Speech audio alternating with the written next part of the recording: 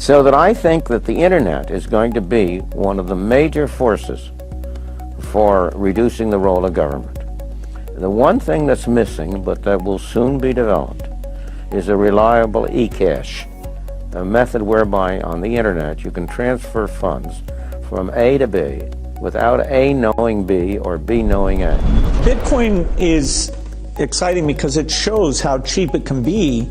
Bitcoin is better than currency.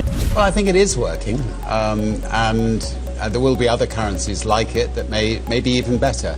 But in the meantime, there's a big industry around Bitcoin, and people have made fortunes out of Bitcoins. I'm a believer that in 4 years, something like that Bitcoin will be about a 5% market share of the Earth. And it's a better currency. It's decentralized, open. It's transparent. Everybody knows what happens on the blockchain. It is. I eventually want to have a fund where I take in Bitcoin and I fund everybody in Bitcoin, and they pay their employees and suppliers in Bitcoin, and then I pay my investors in Bitcoin, because I would then require no accounting, no legal, no bookkeeping, no custody. It would all be done. When I talk to people, I said, what do you think will be here in 2040, approximately 22 years from now? Will gold still be here? Well, it's been here since eternity. Well, will the dollar be here? Right. I don't think so. And will blockchain be here? I think so. So that's really the way I look at the world of money and currencies. Right. Is what's going to be here in 22 years. This is money that works like your email, and that was the aha moment for us. I'll say the same thing I said 6 years ago when it was at $80 a coin, which is it is the single best hedge against the traditional financial infrastructure. Whether you support fiscal and monetary policy or not, it doesn't matter. This is the schmuck insurance you have under your mattress. Our next speaker is a serial entrepreneur with over 15 years of leadership experience. He started out young. At the age of 13, he started his first business, a computer manufacturing and programming consulting company, and had a successful exit of over $1.6 million by the age of 15. I think at that age, I was still asking my parents for allowance. So, speaking on the topic of mining within the bear market, is there any hidden profitability? Please put your hands together to welcome the CEO of VBIT Technologies, Dan Vo. Hello, everyone.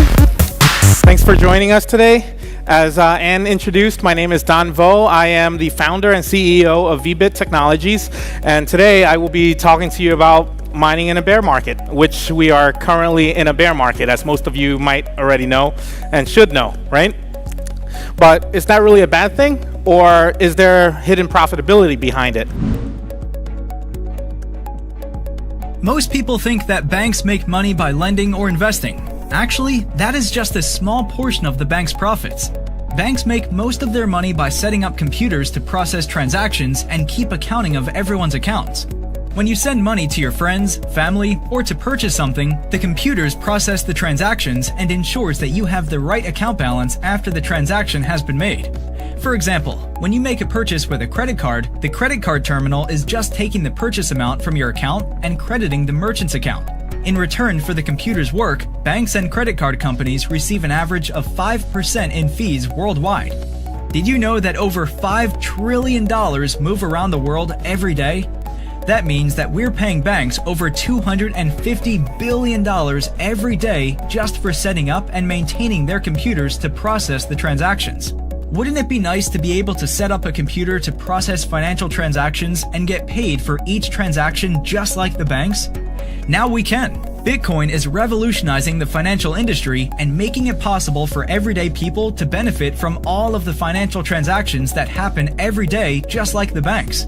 More and more merchants are accepting Bitcoin for payment every day. People are starting to utilize Bitcoin to pay and send money. Even the state of Ohio in the United States is accepting Bitcoin for payment of business taxes. Bitcoin's transaction volume has already surpassed PayPal, Discover, American Express, and catching up to MasterCard and Visa. every time someone uses Bitcoin, the owners of the computer servers called Bitcoin mining rigs get paid the transaction fees for having the computers process the transaction. This is an opportunity of a lifetime to be able to make a passive income by having computers do all the work while we get paid, just like the banks have been doing for decades. So what are you waiting for?